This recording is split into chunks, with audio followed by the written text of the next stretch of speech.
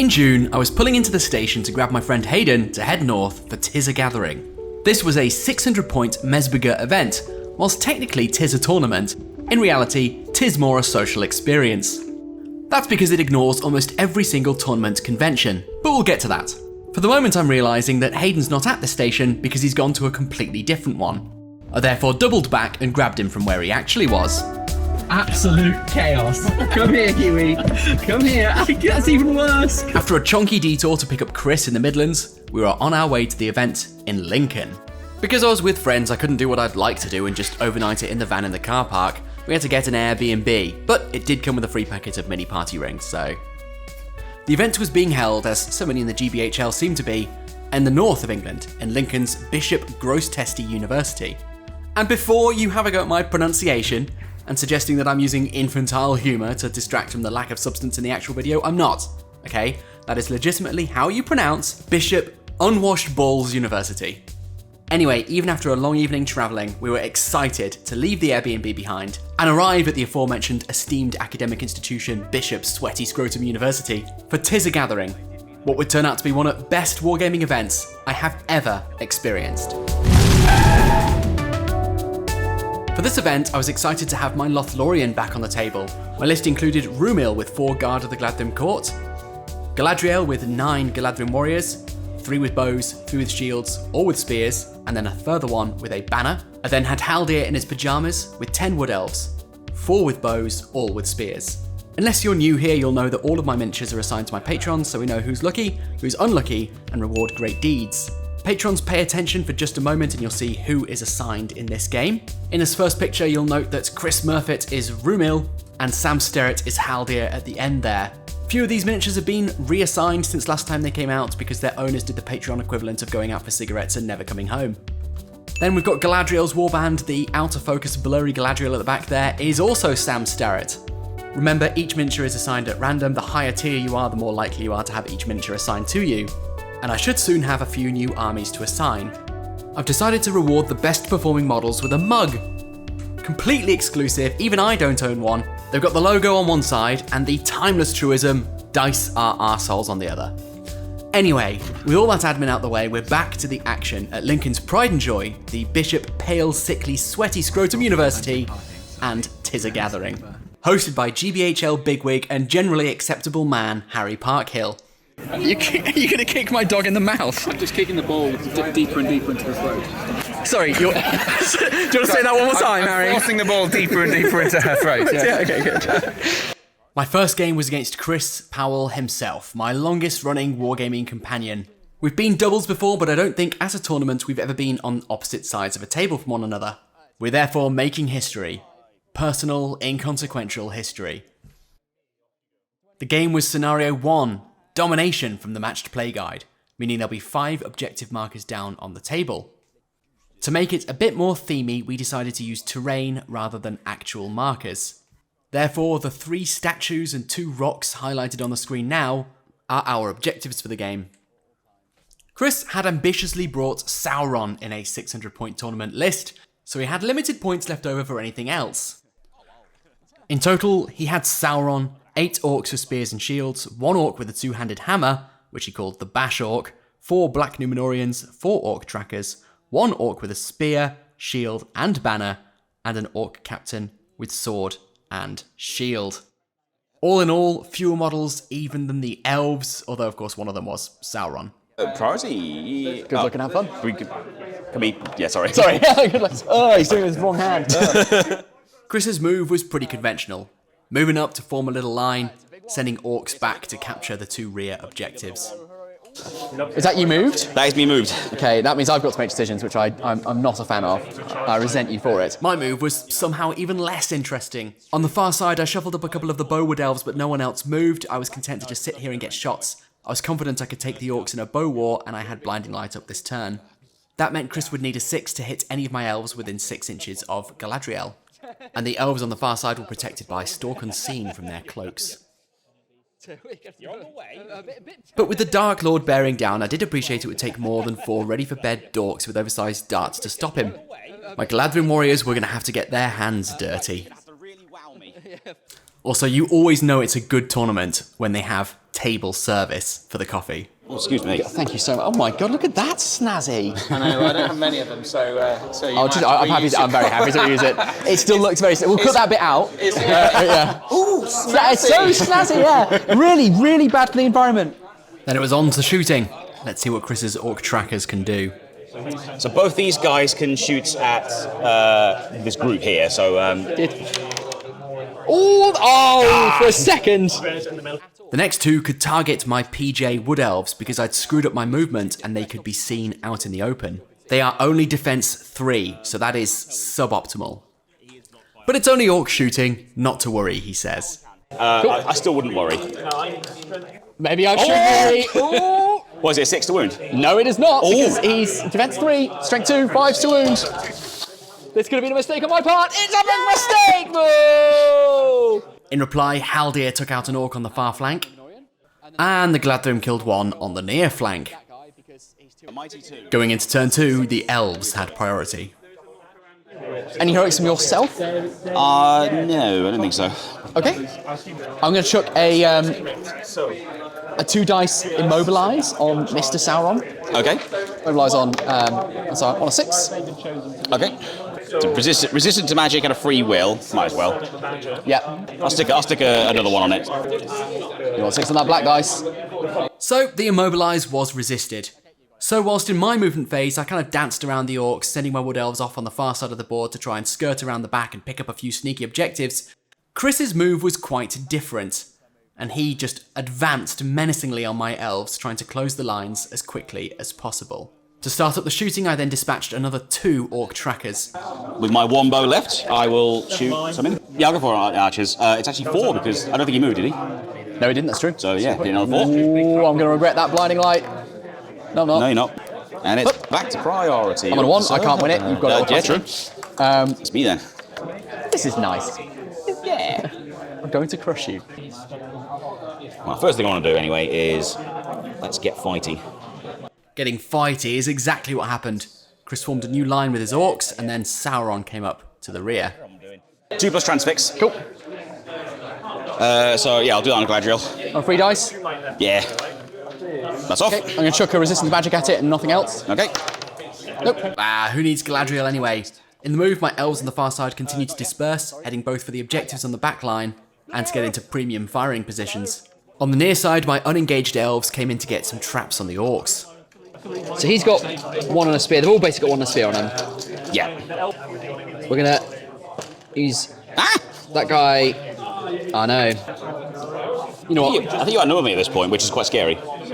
You do have a Sauron, but yes. Now it was time for Chris to find a target for his last surviving orc tracker. Chris painstakingly green-stuffed each and every one of these to make them stand out, so I initially felt bad butchering them, but it passed. Actually, I'm going to try and shoot the spear. Try and take one of your That's a shout, actually. That's a very good shout. There. No in the ways. You want a hit, so now you need that again.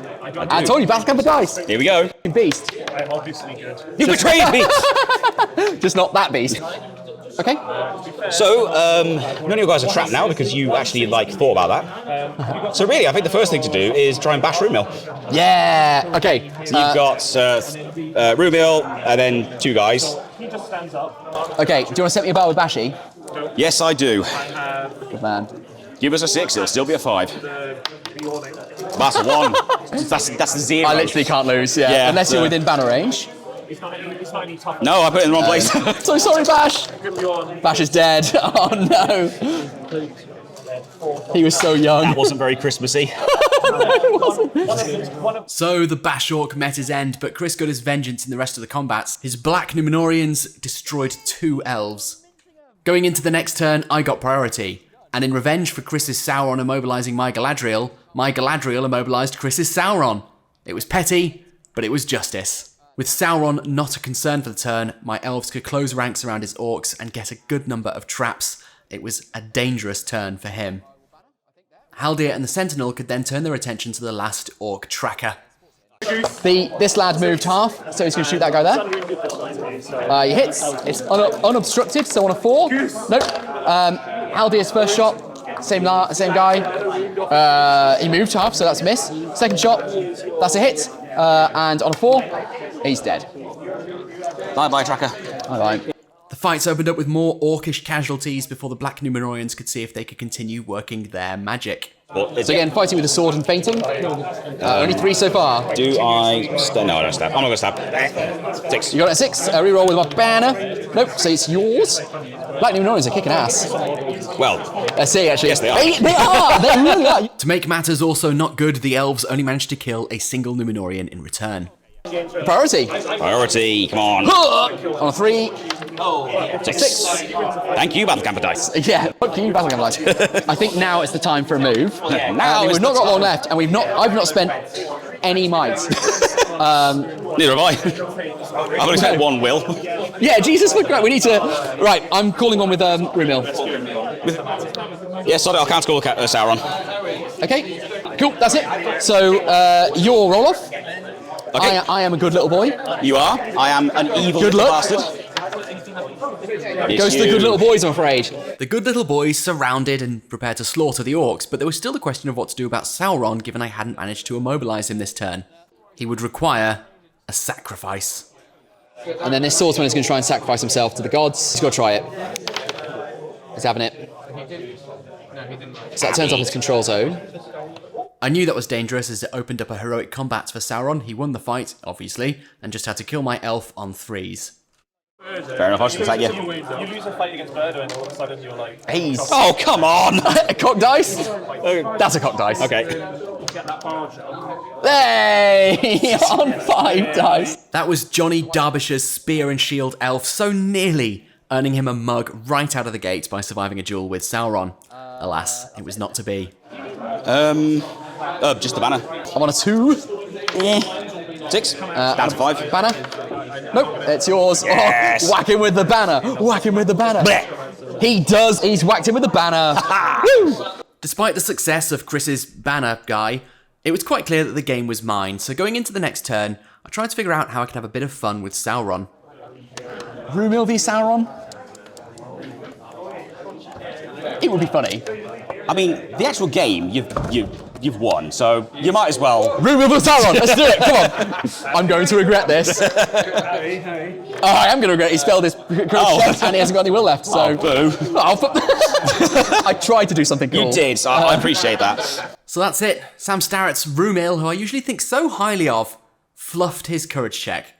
He'll have plenty of chances to make up for that later in the tournament. In the moves, everyone squidged in, and at the top right there, a band of elves came to seize that top rightmost objective. The combats were reasonably uneventful, I just continued to whittle them down, and in the next turn, I was determined that Rumil would get his fight against Sauron. So, Rumil can go next. Just make sure everything stays within 6. Oh, God. I've ruined it. All right, well, fine. If you want it that way, if you want to play it that way, game. That guy into the Black Numenoreans. It might all seem a bit moot and contrived at this point, but I was determined to make this work for the narrative, so the next turn, we tried one last time. Rumil, come on. Come on, come on, come on. 5, 6. Yes, down to 5. He's done it.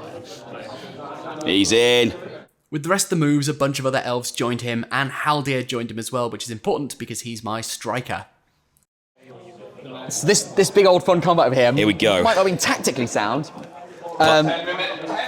So my strike roll first Oh, of course, yeah. on Haldir. Oh, we equal. I'm going to do them separately, sorry, just so I can keep track. Rumil. Oh, You 6, were there we 6. go. I don't have a 6. Oh, no. Bugger. Do Rumil's first. No wounds on them. I'm not going to be spending any might, so Haldir second. That's a possible wound. Nope. And then 3 with the other lads, up to 6. Oh! 6 dice, a 3 high. Oh. Good. I had a lot of fun. There we are. The game ended with a commanding elven victory, who had 4 of the objectives to Chris's 1. But at Tis a Gathering, your score is only 33.33% of the story. You get no points for winning, per se, but you do get your victory points, up to a maximum of 12, of course. Your opponent then rates your sportsmanship on a scale of 1 to 12, and the quality of your hobby on a scale of 1 to 12. So eventually you end up with a score out of 36, and that's what contributes to your overall tournament score. I'll never know what Chris gave me for my hobby and my sportsmanship, and to be honest, I'm not sure I want to know. Over lunch, there was time for a quick dog walk.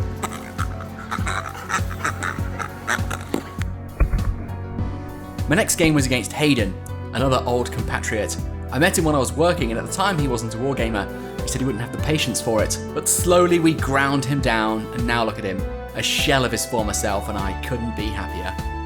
Hayden had a Depths of Moria list with Durberts, leading a Cave Troll, Batswarm, 8 Goblins, 2 with Bows, 2 Wild Marauders, and then Druzag the Beastcaller with 10 Wild Wargs and a Cave Drake. A Respector monster heavy Moria list, and Hayden's was looking fantastic, so I was looking forward to this game. The game is divide and conquer, which of course means we deploy in opposite corners and we're trying to capture 3 objectives across the centre, marked there. The centre objective is worth more than the outer 2. We're speedrunning the first few turns because, as always seems to be the case in divide and conquer, there was just a lot of jostling about. Rumil and his 4-court guard have ended up bottom right, Druzag and a bunch of wargs have ended up bottom left, Galadriel and Haldir are top left, and Durberts, a troll, dragon, bats and goblins are top right. We pick up with the first combat of the game as a Galadriel court guard takes on a warg marauder. 5 of Campus 6. Oh! He's won it! He's won it! Yes! D5. Straight 4, so 5s. Oh, such a disappointment. My hope for Rumil and his little band is that he can just last out there forever, keep the wargs tied up and anything else that might want to come his way. For his points, Rumil can be a proper effective little tank, and with the Galadriel Court Guard shielding with their pikes, they should be able to keep the doggies occupied long enough for Galadriel and her warband to bunker up on the centre objective. Meanwhile, Haldir had already secured the furthest objective, and he'd set up a little shooting platform in this camp. With the lines finally meeting, I reverted to my wicked elven ways. I started by compelling Hayden's troll forward, and since it wouldn't be able to strike, charging it with Galadriel to tie its fight 6. Oh no! By the time the elves had finished their moves, the cave troll was in a bit of a pickle. And after some uneventful shooting, thanks Haldir, we went into the fights. It started with a wolf savaging a court guard. We then went on to a wolf that Druzag had enraged. This makes it a bit fighty and a bit scary. That's nice. And then the... Enraged. I'm going to shield on this one. So I got 3 attacks. 5. Oh. You got it. We doing Rumil? Yeah, I've got 3 attacks. On 4s. Pretty high. Dude. Strikes. On the goblins. Strength 4. D5. Nothing. And then the big one. All right, I'll set you a bar. Yeah, go on. Come on. 5. 5 high, not bad. 6 normal that aren't minusing anything. 5 so far. And then I can't get higher than a 5 with Galadriel the banner. So I might as well ban one of these. Ooh. Can't do anything about that. Nothing I can do. It goes to a roll off. It's mine, isn't it? Oh, it is. Okay, we'll use battle camper dice. Oh my god. I need a 1 or a 2. Oh, got it. Rerolling ones. 1 wins. 1. And then the spear support. We've got 1, 2, 3. So that's 6 again. These aren't rerolling anything. It's 2 more. Yep. Oh dear. Let's see if we can have that spider up here. So I'm facing that spider, that spider. Sorry, trolley. Oh, I know. It's that compel. dear. It's deadly. yeah. I was like, oh, I'll move it 3 inches so I can use my troll chain. Priority. Yeah. 3. 3. You had last turn, so it's fine this turn. Any heroics? Yeah, I'll do 1 with Durbers. I'm going to have to do it with Galadriel. Galadriel's job was to get that damn Drake out of contention. Which was, oh, just the spider. 2 dice immobilise. Immobilise. Yeah, mobilise. Goes off on a 5. I'm going to spend 2 will plus. Plus resist. Yeah. I haven't got long. Yeah, we're half Plus now. the purple's resistant to magic, so it's a 5, yeah? 5. Only a 4! You can might it. Yeah, I'll might it. He's mighting it. So is only might gone, or has he got? Okay, only might gone. 2 will down. I want to get him in. Yeah, that's very fair. All right. In which case we better tag him up. So we'll charge him with this guy. So terror check. He's got it. Great. That's a way of wasting Will and Michael. Doc Munoz's swordsman drew the short straw and tagged up the Drake. The rest of the elves set about tagging up the goblins. I also ganged up on the Warg Marauder in the bottom right hand corner. Finally, my sentinel would play his little flute to try and get rid of the other marauder. Can I get you to do a courage check, please, on your... Him? Yes, please. Come on, Annie. No. Oh, no. Yeah, All right, let's just send him away. Oh, that is cool. So he's in the lava again. We also set up a combat between Haldir and Durbert, one I was pretty confident Haldir would win. But first, shooting. So these two that didn't move are going at the Wild Marauder. Yep. 2 hits. I don't think we've got any in the way, so ups and downs.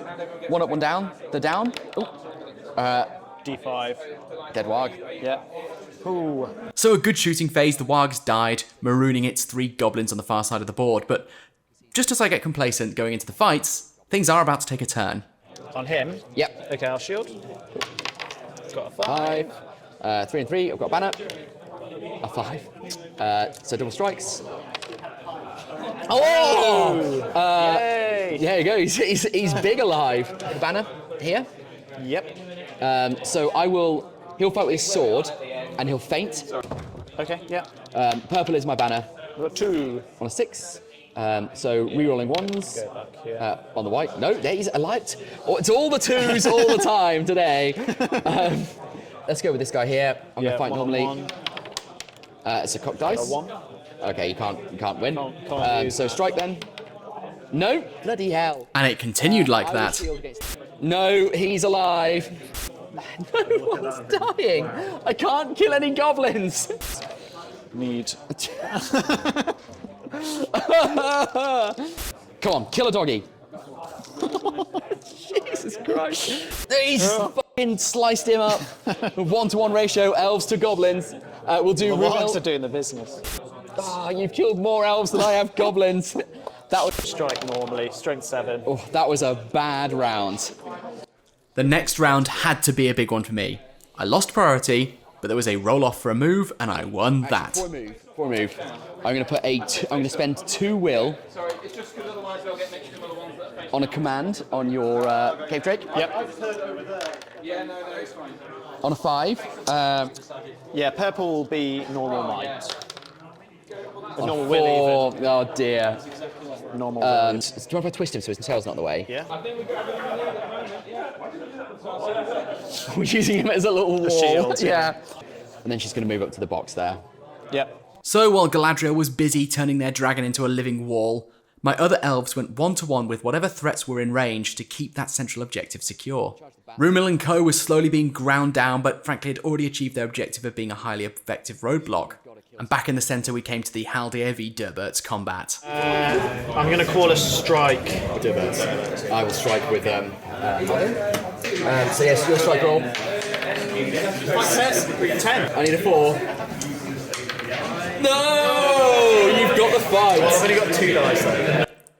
There you go, Hayden reassuring me that he only has 2 dice and no might, so this should still be alright. No, he's got a 6! He's fucking done it! Hayden then immediately wounded Haldir twice, and I got a 1 on my fate roll, meaning I didn't even have the might to save him. A tragic end to his goblin killing career, having killed precisely 0 goblins. The game ended in a tie. Hayden killed my leader, he didn't hold any objective outright, I held the most distant outer objective, and we had the same number of models on the centre objective. Now, unlike Chris, I did see what scores Hayden gave me for my painting and for my sportsmanship, and I only got a 7 for sportsmanship. Absolute scandal. By what possible logic does that bespectacled turd not give me a higher score on sportsmanship? It was a good game. Harry was like, it was a good game. It's a 7. Oh, I feel really bad now. 7! I love how you're like. It's only really, one above halfway. You're really shaming him. I feel bad for him. I think this is the behaviour of a 7. This is the 7. That's it. Next, it was time for one of Tizza Gathering's more unique events, the speed painting competition. Step 1, randomly draw a miniature from a box. Step 2, be randomly assigned a colour to use on that miniature. Step 3, you have 10 minutes to paint that miniature. Right, I'll give you a countdown. 5, 4, 3, 2, 1.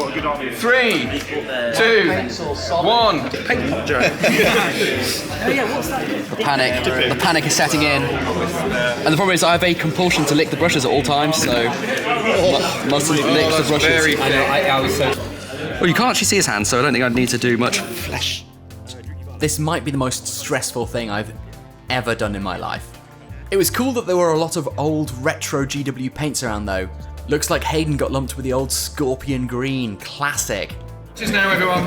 Finishing touches. Who has time for finishing touches? Here we go. 10, 9, 8, 7, 6, 5, 4, 3, 2, 1. Time's up. Let's just no, that's a cheat.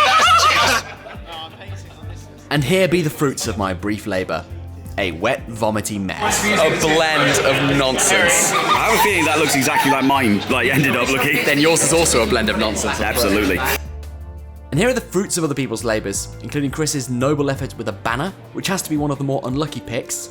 This guy who did eyes, black soulless eyes, a spot of what I think is freehanding, and this mad lad who either did object source lighting or dropped the miniature in some paint. And if speed painting wasn't your thing, you could also try and get the high score on the Return of the King video game, which also came with a prize. I wasn't very good at it back in the day, and frankly, not playing it for 20 years hasn't helped. Anyway, after all that excitement, we were finally into Game 3. Game 3 was Clash by Moonlight, and I'd be playing a model I've never actually come across before, but I was absolutely terrified of, the Watcher in the Water. Now, I'm speedrunning this and another game because I really want to get to the naval battles, so many sincere apologies to my opponents who put up with me faffing around with the cameras and don't even get a full report out of it. Anyway, I was fighting the Watcher, a cave troll, 3 goblin captains, and a buttload of goblins. Given half the chance they'd overwhelm my petty force of elves, so I bunkered up in the bottom left-hand corner where there was lots of terrain to keep me safe. This worked well for a bit, as I could get shots from windows and hold up the goblin horde endlessly as they tried to barge their way through the many little archways in the terrain. But as predictable as it was upsetting, the Watcher then appeared right behind my lines.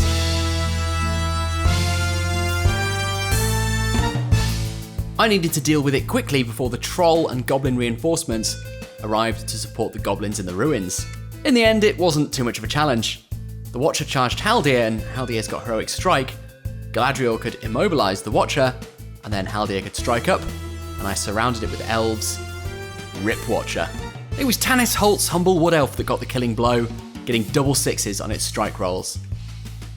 After that, the goblins had lost all their big hitters, and it was just a question of mopping up, which the elves did handily.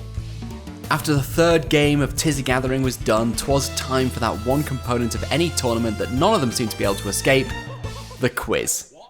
Which for Hayden meant another attempt at high-scoring the Return of the King video game. Oh god. And for me meant cleaning up the dog's poo. She had a great time coming in and getting as much attention as humanly possible.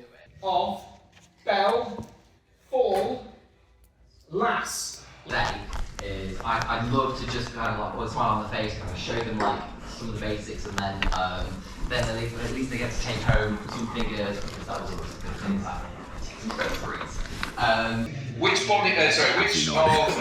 Truman's competitive work shares the name of the 1995 hit song by Deep Blue? Painting. So I dabbled a little bit for many years because I've always enjoyed it. And then I got more and more orders come in, so I was like, okay, this is interesting.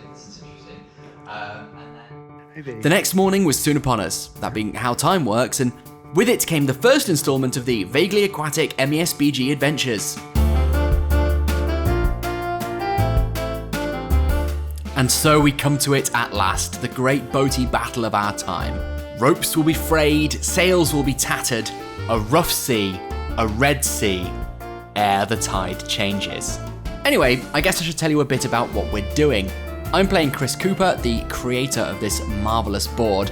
As you can see, it is a representation of the Grey Havens. In our quickly concocted, clearly non-canonical scenario, our ragtag band of elves have lost faith in the capacity of the men of the West to save Middle-earth, and they've decided to sail into the even further west. Meanwhile, a small force of orcs and their horde of many-legged compatriots have resolved to stop them. The orcs arrive first at the Grey Havens and commandeer 2 rowboats, blocking the exit to the harbour. The scenario is a bit like Recon from the Matched Play Guide. Normally, both sides are simply trying to escape from the opponent's board edge. In this case, The elves can only escape by way of the ship. If the boat gets off the board with more than half my models on it, I get 7 points. If it gets off the board with fewer than half my models on it, I get 5 points. If the boat doesn't escape at all but is clear of enemies, I get 2 points. But if Chris has models on the boat at the end of the game, then it is a tie, and if he wipes me out, he gets a full 7 points.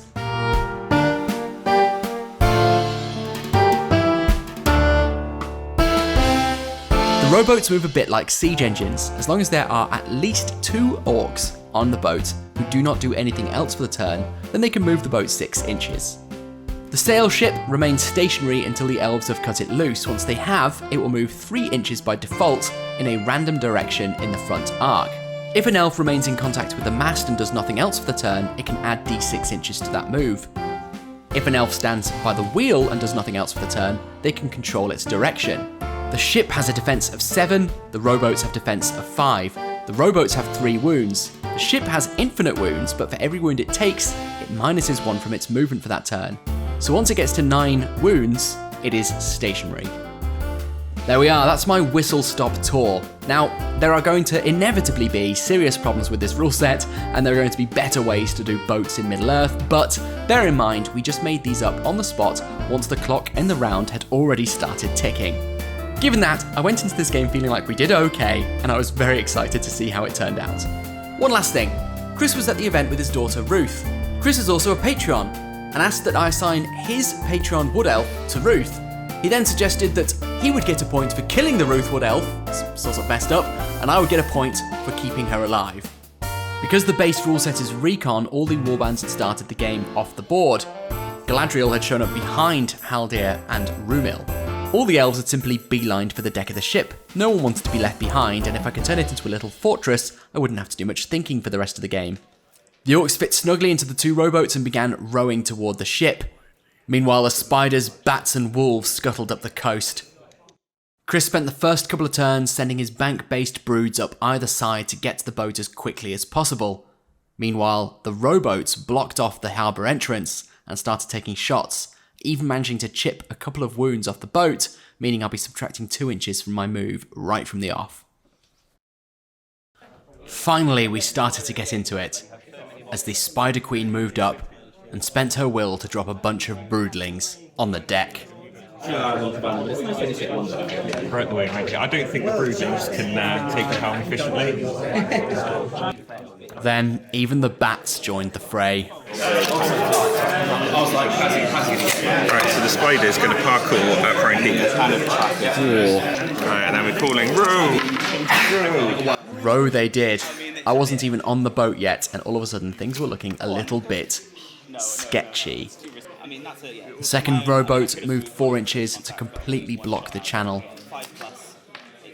In my move, Galadriel immobilized the Spider Queen, and it was time for Rumil to redeem himself for his earlier failures, and this time protect his fellow elves. Or he could once again fail his terror check and just sit there. That's a big no. It will. Dash some dice into the spear sport somewhere. Haldir will try the same thing. He's having it. Yeah. So Haldir and some friends managed to tie up the Spider Queen. They both have a fight value of 6. They both have heroic strike, but the Spider Queen has been immobilized by Galadriel. The elves had also finally started to board the ship, hoping to cleanse it of the broodlings and depart before their position is completely overwhelmed on the gangway. The orcs in the rowboats then opened fire on the ship. That is a lot of 3s. So 1 from Harry's dice. Yeah. And then these 2. Oh! One chap. So 6 by 4, I think will do it. I'm sure that'll do it. Well, it's minusing 1 from its move. Yeah. So that arrow sliced through a key component of the ship's rigging, meaning it is slowed before it has even departed. Right, any more shooting from you? Yes, I've got some immobilizers to... not immobilizers, paralyzers. I get up. Mercifully, those paralyzers were unsuccessful, as was my shooting in return. In the combat phase, a cheeky 666 got me the kill against the Spider Queen, but it had the last laugh as one of its filthy broodlings killed a wood elf on the deck of the ship, before its sibling was dispatched by the other wood elves. This was a dark portent. If I could not deal with the broodlings, how would I deal with the incoming wolves, orcs, and giant spiders? I took priority next, and Rumil finally charged something, attacking one of the giant spiders, bravely covering the dock whilst his brethren had chance to board. I tagged up as many spiders as possible, leaving a small contingent of elves behind to simply hold up the forces of evil to give the boat a chance to escape. Then, with a clutch throwing weapon, the Ruth Wood Elf dispatched the Broodling, who had killed a Wood Elf last turn. With the rest of my moves, I got as many elves as possible on board and prepared to cast off. Those left behind would simply have to hold out as long as they possibly could, and then leap for the ship as it departed. Whilst confidence was quietly renewed, time was against us. The blockade of Orcish pirates moved up. I could do nothing about them and their hail of arrow fire, which would continue to slow the ship if given the opportunity. Now it was time for the creatures on the far bank to start making their way over to the boat, which would mean swim tests. They'd also have to fight over the barrier if they wanted to fight the elves crewing that side of the ship. With the rest of Team Evil's moves, the wolves and spiders continued to enter the water. Much to my frustration, none of them drowned. That left just Jim Jam Ham's one Wood Elf holding down the entire starboard deck alone. My shooting yielded just a single wound on the bats, but to be honest, I hate bats so much it felt like justice. The Orc blockade, or blockade if you will, which you shouldn't, had more success in return firing against the ship. 2 6s, that's not bad. So 6s and 4s, isn't it? Yeah. With us finally getting into a pivotal turn, the dice gods pulled their usual ass-hattery and gave priority to Chris. I needed to call some heroic moves, desperate as I was, to keep the ship in elven hands. Bear in mind, I needed a couple of elves to be unencumbered for the turn to get the damn thing underway. So I'm going to call with Rumil, that's his first might, and Galadriel, that's her first might. Yeah. That move paid off. I locked up all the Gribblies on the bank so they could not board the ship, and I moved across the deck to the starboard side. With the lone defender having died last turn, this was vital to stop the enemy from boarding unopposed. With only one unencumbered crew member, and that crew member being on one of the sails, I would only be moving d6 inches, and even then, it would only be in a random direction, as I did not have a helmsman. Elves are a careful breed, but such is their panic at being overwhelmed, they're willing to simply cut the boat loose and hope they drift out of the harbour, before the slobbery, undignified jaws of death close in around them. I rolled a 3, but because of the 2 wounds on the ship, that meant I was only going 1 inch. And with no one at the helm, the stern simply drifts out and the bow is pointing directly back at the bank. But in any event, their mainsail is hoisted, the ship is shaped, and we are underway. With the ship now underway, it meant that some of the monsters in the water were at risk of being run over. What's perhaps worse, those left behind on the shoreline were at risk of becoming redundant.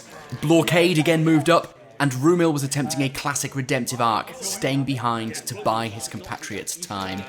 All aboard! Last call! Finally, in the movement phase, the spider that took a friendly fire paralyze earlier in the game drowned because of it. Chris had now officially killed more giant spiders than I had. Then, just to add insult to injury, this wolf drowned as well. Any shooting for you? 5 shots here, 6 shots, sorry. 1, 2, 3, 4, 5, 6. 1, 2, 3, 4 hits. On a 4. No. Close. So the ship was safe for this turn, but still, it now only had a maximum speed of 7 inches, and I had about 2 foot to go to get off the board. So we were into combat, with no heroics on either side. We started with the pesky Broodling that had been dropped by the long-dead Spider Queen. Broodling against the one fellow by himself, uphill. Okay, fighting normally. Oh, it's only a 1. I've got a 5. I've got my banner there, so it's yours. Got the 6.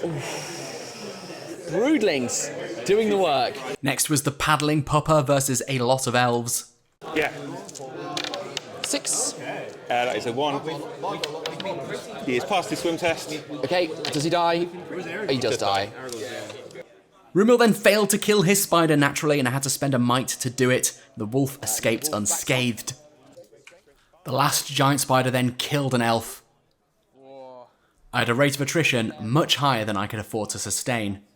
Where's that? We have Ruth versus the spider. Oh, yes! So we come to it at last. A chance for the Ruth elf to show her quality.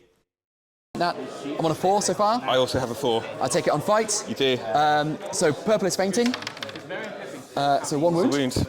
So Ruth has so far killed a broodling with a throwing weapon and then stabbed a wound off a giant spider. I have 31 To top it off, the 2 elves manning the foremast took another wound from the bats. Priority. 1-1. It's a 4. Oh no, I'm going to have to call again. We'll call with Haldir's second might. Yeah, It's might getting as well a bit... use them. Oh, yeah. I don't like it, but we're doing it. In this turn, the remaining wolf and spider in the water successfully hauled themselves up onto the ship, overwhelming the starboard side defences. Further, the bats tagged up the 2 elves on the dock there. To make things worse, I needed 3 elves to not move or fight so they could crew the ship fully to stand any chance at all of making real progress. It was then time to set sail, and with elves on both masts, I moved a mighty 2 inches. I was perturbed not only by my slow progress, but also by the fact I had to ram my way through the GTA-style roadblock ahead of me. It was time for some combats. Haldir failed for a second turn in a row to kill his warg, and Rumil really had to put the work in the 2 spiders he was in combat with to try and free up these elves to board the ship. Oh dear, not great. Got a 6. All right, I'll make you reroll your 6, please. I've got it, it's mine. Rumil's swift parry coming in clutch there. He killed the small spider and put a wound on the big one. In reply, a guard of Galadriel Court went down to another small spider, but my banner elf managed to just survive its own combat. 1 wound? Yeah. He's dead then. Thank you. On the gangway, the elves surrounded and killed the bats, thank the Lord. And there was more carnage on the ship. First, this brave trapped wood elf on the starboard side was butchered by a pair of wolves. Then the pair of elves at the bow cut down the warg they were fighting. Another elf then killed the spider by the foremast. Down to Ruth. Ruth, here we go. I'll fight normally because I've got a support. Yeah. I'll feint on the green. We've got a 6. So you can't beat Ruth. You can't beat Ruth. Oh, it's a dead spider! Oh my god! Ruth's a beast! Absolute beast! Almost completing the deck clearance in a single turn, Ruth finishes off the giant spider she was fighting. Completely ruthless, kill me. For the 4th turn in a row, Team Evil took priority, but it was a bit less critical this time, so I did not call anything. A spider immediately charged Ruth. Given Chris is the father of this elf's namesake, he really is quite determined to see her dead. Seeing the elves taking control of the situation on deck, the orcs abandoned their shooting war and decided to board. Coming in alongside. Oh, that's so awesome! That's so cool! Having pulled alongside, the orcs abandoned the rowboat, trying to haul themselves over the taffrail. He got as many as he could over, but to my relief, they wouldn't all make it in one turn. The remaining elves who just killed the bats hopped aboard, which meant I was fully crewed and I could roll 2d6 for the move distance and pick the highest. 3 inches down to 1 because, yeah. There were more combats on the shoreline. Another elf was killed by a spider. Together, Haldir, Rumil and a Galadriel Court card managed to finish off the last giant spider, which I don't think is much of an achievement this late in the game.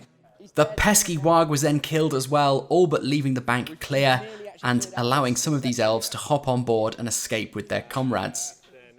On the boat, things didn't quite go as well. I lost 2 elves in quick succession. I'd have to just put all my faith in Ruth to save the day.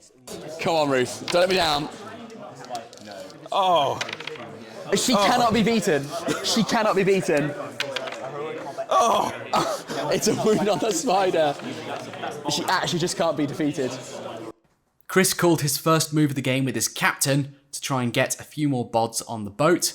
The orcs in the second rowie pulled up along the port side of the ship to board. Meanwhile, the guys on the boat charged into the elves to try and keep them as occupied as possible and stop the ship from moving any further. Tragically, whilst trying to climb up onto the deck, one of the orcs lost his footing, obviously hadn't got his sea legs in yet, and he fell into the murky water, to be run over by the ship later. The spider on the far shore had to take a courage check, given Team Evil are now broken. This fella might as well do his courage now before we forget about him. Runs away. Oh no. These guys are running for the boat. Haldir's running for the boat. Now Rumil was left only with his 2 pikes to finish off the spiders on the bank. For my turn on the ship, there wasn't actually much I could do because there wasn't much room to manoeuvre. My sentinel played his little flute to get the warg to jump down onto the rowboat. Galadriel did manage to immobilise the orcish captain, and the ship rammed the orc that had fallen into the water. The orc. Oh yeah. Dead. They're dead, yeah. Run over by the boat. I I managed to snipe out an orc tracker in the shooting before the final orc tracker returned fire. And now yours? Firing back. Doesn't get past the underway, so it hits the boat. Hits the boat. Oh yeah, we're in the boat. Oh, It's a 6.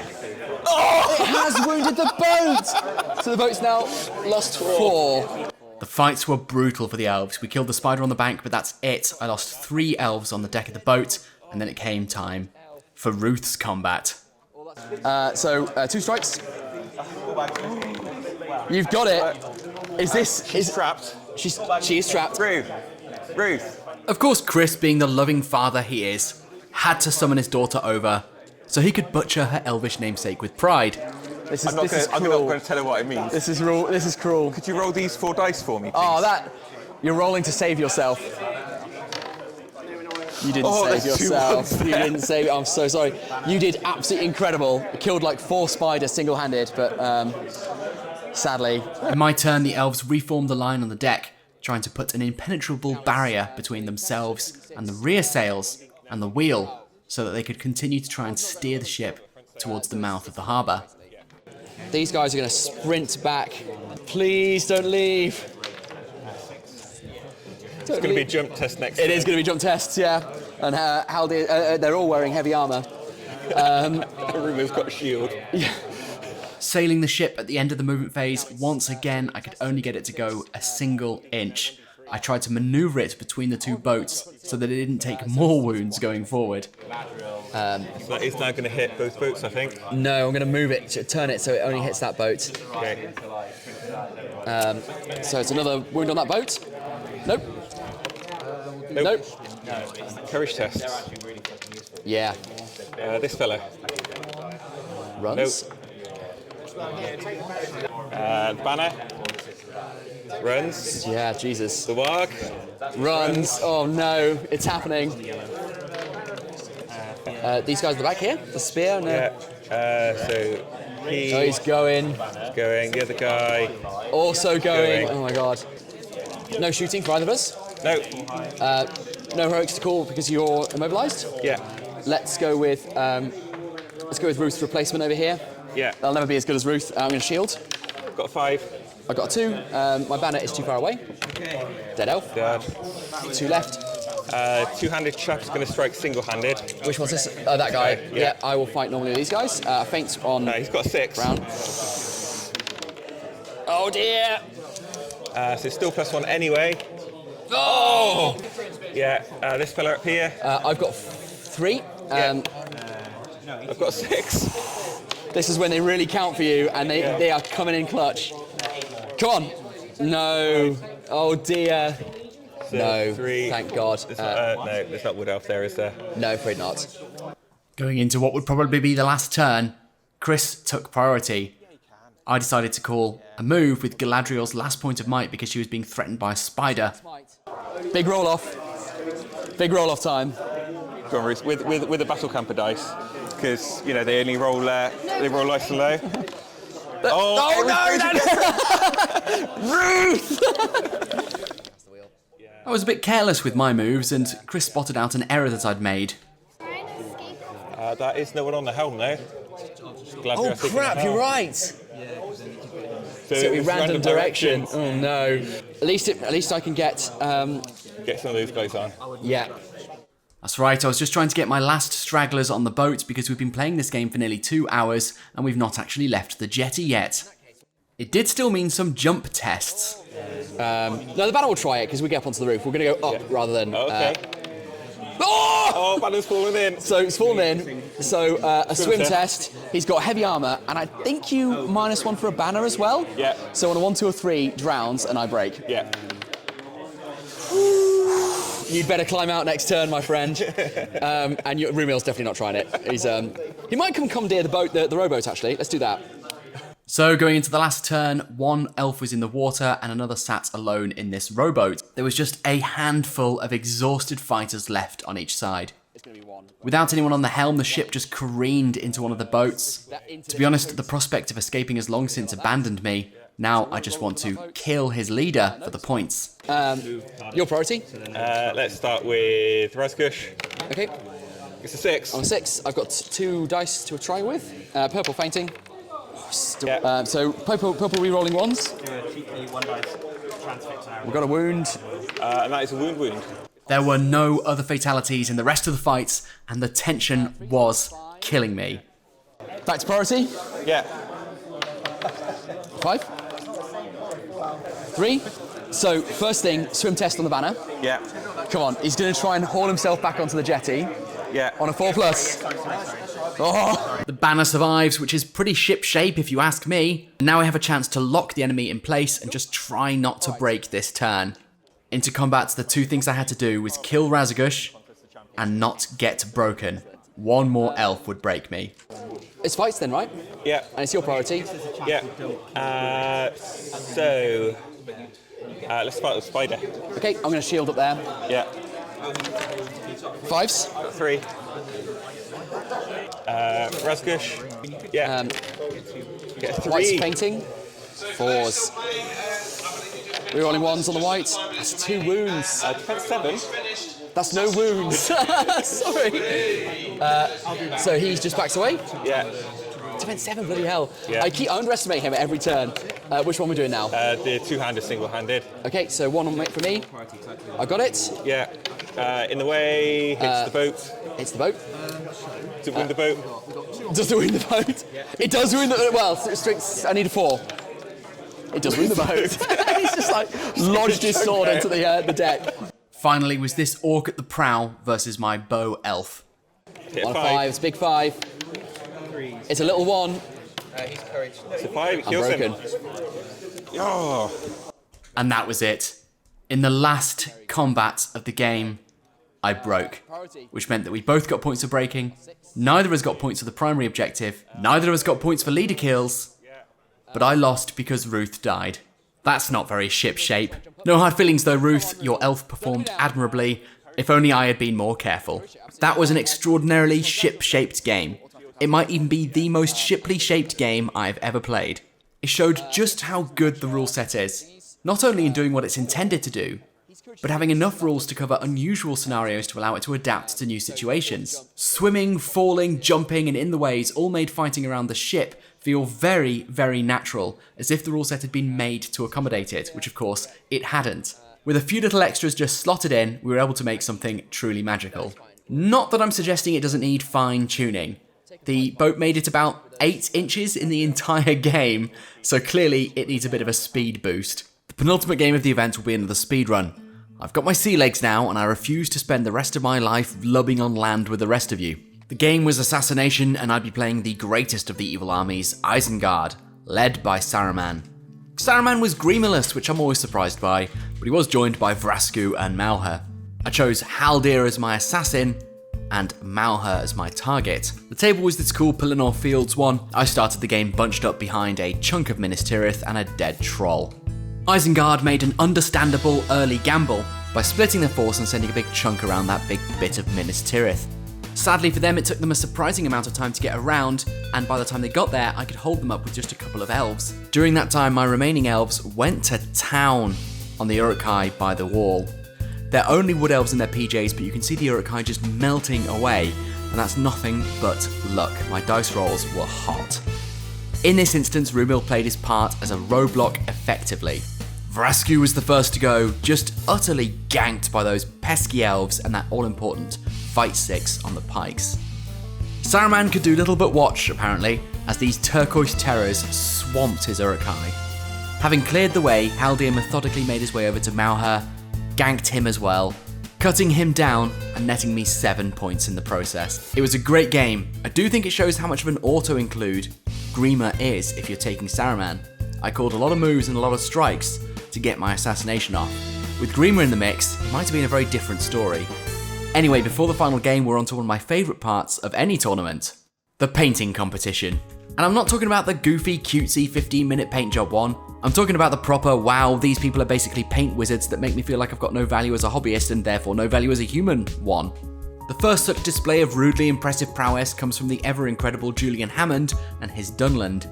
There are some awesome single miniature entries as well, like this Dune-themed man of some sort by a guy whose name I didn't record. I'm very sorry about that. There was this incredible diorama of the Watcher attacking the Fellowship, which would have been more intimidating had I not just beaten the thing off with my eyes closed. You heard. There was Aaron Pullen's fantastic Corsair pirate ship. I came across these guys at my second game at my first ever tournament, and I still have nightmares. I'd be seeing them a bit close for comfort in just a moment.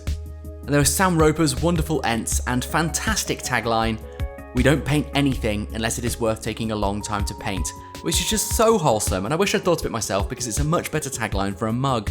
For the next game, we were back on the ship. This time the ship and boats wouldn't be moving, we'd be playing Seize the Prize. You can see the token behind the wheel there. It represents some kind of treasure in the hold of the ship. I played Aaron in my second ever tournament game of MESBG, which is the first tournament on this channel, and I got absolutely hammered. It was the very same Corsairs of Umbar, and I was hoping to return the favour, although probably not. Cool. Priority turn 1. Priority, yeah. I'm on 3. I'm on 6. Okay. I'm going to channel with Galadriel. I don't think I'm going to call anything. No march? No march, no. Well, it's a bit useless, isn't it, if you're just going to march into the water? Exactly, yeah, that's what I was thinking. Aaron's list was simply Dalamir, Delgamar, a captain, a bunch of Corsairs, and 14 Arbalasters. With his move, Aaron advanced most of his Corsairs up to the water's edge, not wanting to get into the water just yet. The 14 Arbalasters stayed put. I'm still getting over my brush with them from 3 years ago. I can see a lot of crossbows staying still. Yeah. Having channeled with Galadriel, the first decision was how many dice I used to try and cast Blinding Light for the game. I'm always like, I'll only use 1 because I it's know, 2+. and then you roll a 1. I'm going to risk the might. I think I want her will more than I want her might, to be honest, at the moment. There you go. In my move, I kept as many models as I could within Galadriel's 6-inch Blinding Light bubble. The archers that remained stationary to get shot stayed behind the hill to get in the way. I also had to think very carefully about how I was going to reach the ship. A lot of my models have got heavy armour, and some have heavy armour and shields. That means they'll be drowning on a 1, 2, and 3, and because I have so few, I really can't afford to lose any that way. It seems weird too. Amazon's Rings of Power had me thinking that elves could just swim indefinitely. I think that's on to shooting. Got 3 crossbows. Just these guys over there. Okay. On 6s. 6s. Oh no! It begins! Triple 6. It begins! Who needs blinding light? The first shooting roll of the game. Oh my god. So you're D6 on these guys. So 5s, yeah. 2 dead, mate. Oh, that's the first opener. Wow. That is brutal. Wow. As far as opening moves go, that one was not in line with optimal parameters. I needed things to improve on the next volley. Cool. They're done. Let's move over here. Please don't do that again. I think my look's gone now. Yeah. Surely. Just normal guys there. Yeah, so 4 more. Cool. 2. There's another 2 6s. You have to stop. You have to stop. Can you read though? Oh, 2 dead. Joe, I just got another 2 hits and killed 2 more with blinding light. That's brutal. My God. For all you listeners, this is the Angmar dice and the Rivendell, by the way. Go out and buy them. Buy them right now. Bit of promotion there. Oh God. But surely that is it. I hope so. I hope so. In return, I popped one Arbalaster on the left, and then I got another one from behind the tower in the centre. Normally I'd been quite pleased, but given the brutality they sent my way, I felt a bit deflated. Okay. Priority turn 2. Yes, mate. 3. 6. No heroics for me. Nothing from me. So I swear I make my money back. At the start of the Corsair's second move, one model jumped up onto the boat, but of course couldn't go any further. There was therefore only one inevitable option left. So I think we're going to do a bit of swimming. So we'll start with this guy over here. Yep. So let's roll the dice. Rolls a 3. So he's good. He's not drowning. Climb. Yeah. Get up onto Or the, fall back into the water. Yes. Or no, a climb and finish his move as well. That is an agile dude. Boy, he is in the open now to everything. That's the problem. We will try and shoot him. Climb. Okay. He's up. That's all he needs. They're boarding. I love this. Like the pirates, clambering up onto the boat. A strong start for the Corsair's swimming career, but I have to say, it went downhill from there. No. He drowns! Oh no, dude! His first casualty from the water. Sorry. 2. I know. Oh, it's another one. Oh my god.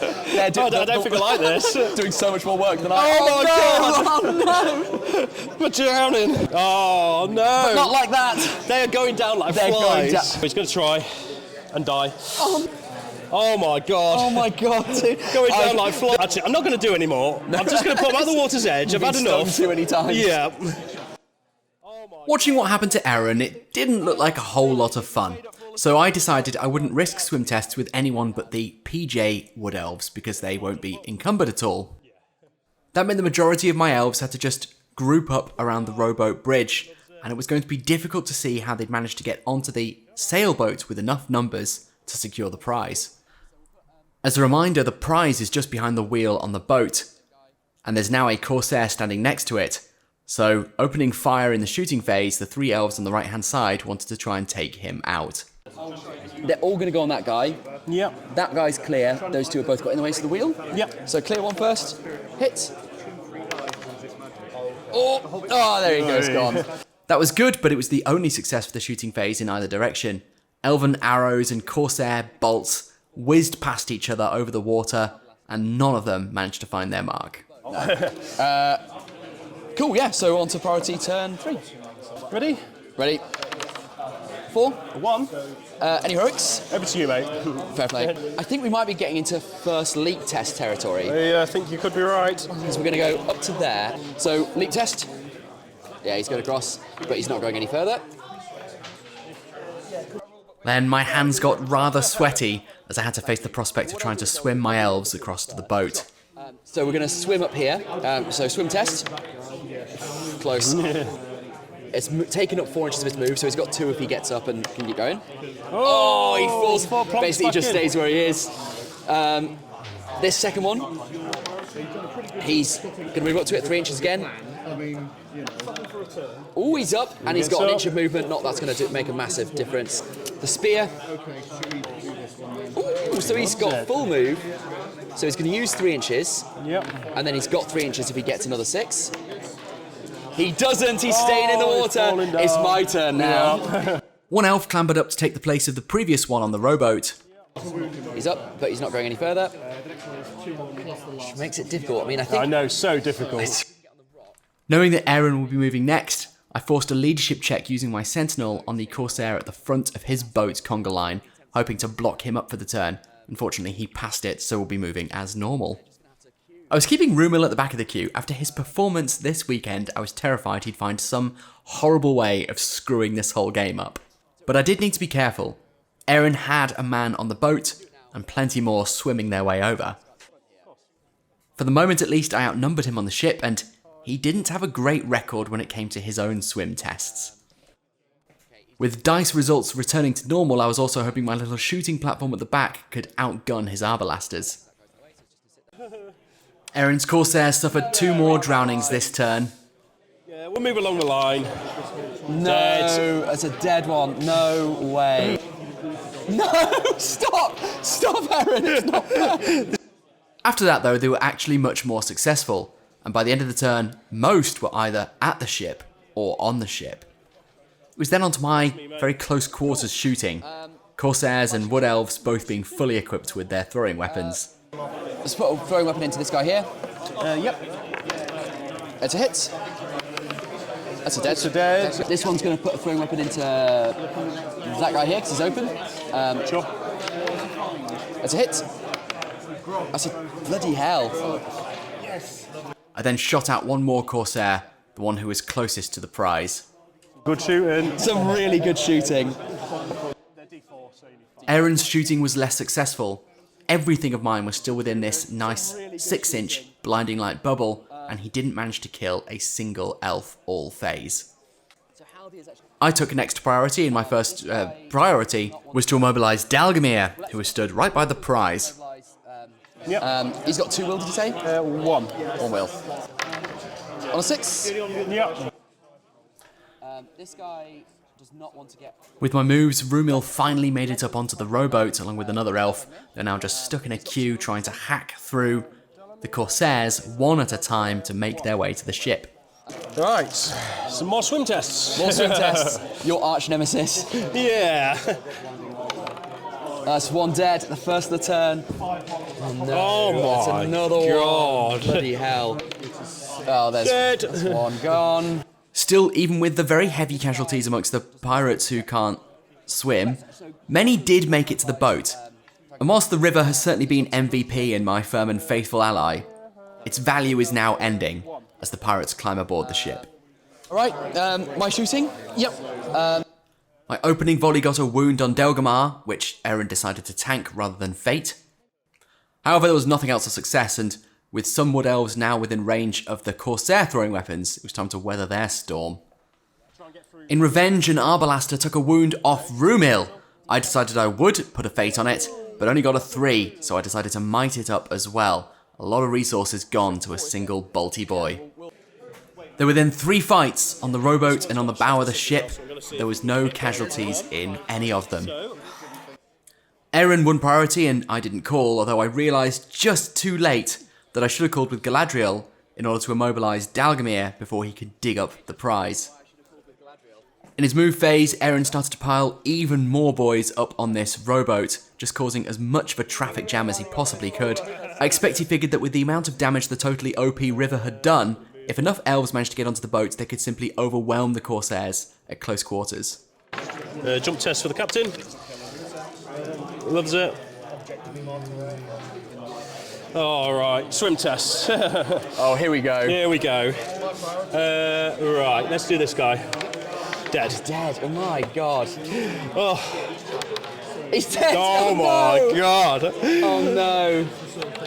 There we go. Thank God. Right. Can he get up? Test. Come on.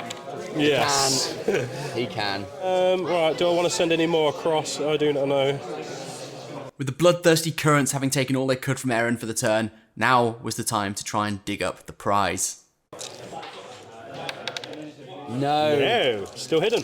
I was in a bit of a pickle going into my movement phase. I needed Delgamar dead so he couldn't dig up the prize, but all of my combat models had been tied up and the traffic jam on the rowboats stopped me getting there anytime soon. So of course, if I couldn't get to Delgamar, I'd have to bring Delgamar to me. I'm going to throw a 2 dice compel on your leader. On a 4, it goes off. Go for it. Okay. I'm going to bring you this way. So he basically comes up to the just by the edge of the boat there. Yeah. So we're going to jump in the water with my sentinel. Big 25 points if he goes down. He doesn't, but that is too close for comfort. And then 3 inches over. It's fine. Gets him to there. And then a climb test. He's up. Then I started doing the one thing I said I wasn't going to do, swimming my heavily armoured Guard of the Gladdim Court over to the ship to avoid the bottleneck. We're going to start getting some guard over there. So he's moved about an inch to there. Yep. Into the water. Okay, a 6. And then try and climb. We're going to do the same again. That's filled me with unearned confidence. It's about an inch and a half to there. Oh, he's gone. We got one. He's gone. It's my first drowning. All right, we're not doing that again. The ship was finally filling up, and it felt like we were about to see some honest-to-God combat. Of course, the chances of me being as effective a killer as the watery inlet were slim, but all we can do is our best. First, though, the shooting. Aaron targeted my sentinel, who just survived a perilous dip, but who I'd placed stupidly so that he didn't get the benefits of stalk unseen. We'll go for him then. Cool. 4s, because he's only D3. Yep. There he goes. Got the sentinel. 25 points down. Time for revenge, and I started with Haldir shooting at Delgamar. 1 hit. He's got 1 wound left, isn't he? 1 wound, and 1 1 wound on fate. He's not spent any might yet. We're going to spend it. That's a wound. It's a wound. So I can guarantee a kill. I'll do that. Spend a second might. Yeah. I think it's worth it. Yeah. I also killed an Arbalaster on the far bank. The Corsairs scored first blood in the combat by killing the spearman on the rowboat. You got it. There we go. Well, there you go. At least that's Rumil getting in now. Yeah. I killed the Corsair fighting on the bow, and then Aaron killed the forward wood elf on the starboard side. The wood elf by the aft mast as well, which wasn't very ship-shape of him. This time I moved first, and I knew it was stupid to have a go at digging up the prize, but getting so late into the game, one of us had to. So I had a crack at it. No, it's still in the ground. Probably a relief since Aaron still has to move, and that was just a flimsy wood elf. The next few turns were a grindy war of attrition as I tried to clear the rowboats and get some more elves onto the ship, including, also important, Rumil. He may not have been the ship-shapest model this tournament, but he is vital to lock up Aaron's captain indefinitely and use his might to call some clutch moves as we battle it out for the prize. Ruth's wood elf by the helm was doing what she does best, kicking ass. She might not be very good at digging, but by constantly shielding with her spear, she was holding her position. She was of course assisted by this babbling river, which continued to be merciless. Falls in. So now a swim test. Rumil eventually brawled his way through the 3 corsairs blocking his way on the rowboat and leaped his way over to the ship. However, the time it took was costly. Both armies were broken and Ruth had died, valiantly defending the prize. Haldir, having survived the perilous swim, moved up to take Ruth's place. A corsair finally managed to dig up the prize, a full hour and 40 minutes into this game. But Haldir charged him, finally putting me in a commanding position with a hero ready to seize it back. Throughout all of this, my archers had remained on dry land. They're not really into recreational boating anyway, and I might need them to snipe out some cheeky deads later. It was time for Haldir versus a corsair, and I was confident that I was going to seize the prize and take the game. And the big one. Haldir. I'm going to shield, by the way. Okay, fighting on me. 3. I've got the might, I've not got a banner. You win it on a 3. Wow. That's tasty. That wasn't ideal, but as long as I move first next turn, I can lock him up and get another chance at seizing the prize as we go into the last 10 minutes of the game. Right, priority. Suddenly wants to play 5. quickly. Okay. 6. I'm going to use Rumil's last point. Aaron wins priority. I call a move with Rumil. This is his chance at redemption. And Aaron calls one with his captain. And it continues. We run a bad luck. I'm so sorry. Rumil's move goes first, and that should realistically bring the game to an end. Him and Haldir will be able to finish off the Corsairs, seize the prize as the game times out. He just needs to pass his courage check. Oh, that's huge! Rumil double 1 on his courage. Run away. No, he didn't. No might. No might. And he called the correct move. Rumil. You win least ship-shaped player on the team. You've let me down. Bigly. Well, it's not over yet. He could still jump in and drown, which would at least get me a tie. Well, where's he going to go? Swimming? In the water, mate. So my only hope is he drowns. Oh, Rumil, you bastard. The Lord giveth. The Lord take it away. Absolutely. I was confident, though, that the sea would claim just one more Corsair. It had done the business. There's no way he makes it across alive. It's half a sight or not. Do a jump test and then a swim test. A 6 on the jump means he can carry on moving if he succeeds in his swim test. And then a swim. A 6 on his swim test means he can make it all the way across the river. He just needs to climb out the other side. He does it. That's it then. He's on the far bank behind the sail. The only hope I have is that one of my 3 remaining archers can kill him. Even then, presumably one of the arbalasters will just pick it up again next turn. To make this work, I had to move Galadriel into the water so that she could compel the prize carrier out into the open. She threw 3 dice at it. On a 6? Yep. Just your shooting, mate. That's 3 shots at that guy. Go for That's 3 hits. Shooting at him now. 1 6 and the carrier is dead. Oh, it's a cock dice! 1 in 6 chance. I mean, he's just going to pick it up again. Wow, it was good for a moment. I enjoyed it. There were then fights and moves which, to be honest, just didn't really affect anything. Nothing that happened on the ship now was going to have any consequence. All that mattered was whether Aaron could get one of his 5 arbalasters to pick up the prize. They're all in range, but the Corsairs are now broken, so they just need to pass one courage check between the 5 of them. My first guy. Gone. Oh, here we go. Second guy. Gone. Oh! Here we go. Oh my God. Here we go. Come on! He's gone! Last one. Last one! Last one. All but one of the Arblasters run away. If this one runs, it's going to be a tie. He's gone! Oh my god! After all of that, it's a tie. There's no leader wounds, we're both broken, neither of us have the prize. That brings an end to one of the best games of Middle-earth strategy battle game I have ever played.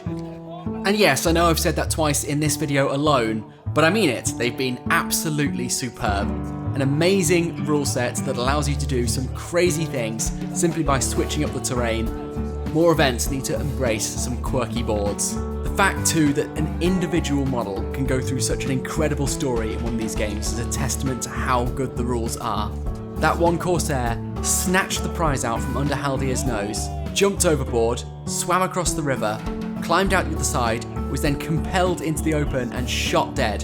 And it was nail-biting start to finish. I'd had a loss, 2 draws and 3 wins and came somewhere around about the middle. Harry nailed this tournament, it was all vibes, and he becomes just that bit more goated. Time to give away my Patreon prize mugs. The first one has to go to Ruth, of course. In the first boat game, her elf killed a broodling and 2 giant spiders. In the second, she held the objective all by herself long enough for reinforcements to arrive. The second mug goes to Chris Murfitt's Rumil. Yes, Rumil was a colossal disappointment, failing critical courage check after critical courage check, but that's why he has to be reminded that dice are arseholes. I also want to give a mug to my Patreon who's given the most over the years, which is Archimede. It's just the support that I've had from him is absolutely absurd, so thank you very much, and you are getting a Dice Are Arseholes mug. There'll be another tournament in a couple of weeks, and there'll be more prizes to award then. As a reminder, Patrons also get dice and dice bags, and there's non-physical benefits too. There's an exclusive blog, and sometimes I upload the music from the channel, and there's a Discord. So basically you get to pay me for the luxury of taking more of your time. You can also join the Facebook group, which is less hellish than it sounds. Finally, we also have a podcast now called Cast It Into the Fire. Here's a clip. Silence all, silence everyone. The podcast is beginning. That was Start on that. that wasn't part of it. The podcast is beginning. Oh Christ! Jesus, we're so bad at this. We haven't even got to the opening line yet. There you go. Isn't that something? Anyway, thank you again, as always, to all the patrons whose names are on screen, and thank you for watching. I hope you enjoyed, and I'll see you shortly for 7 Stones.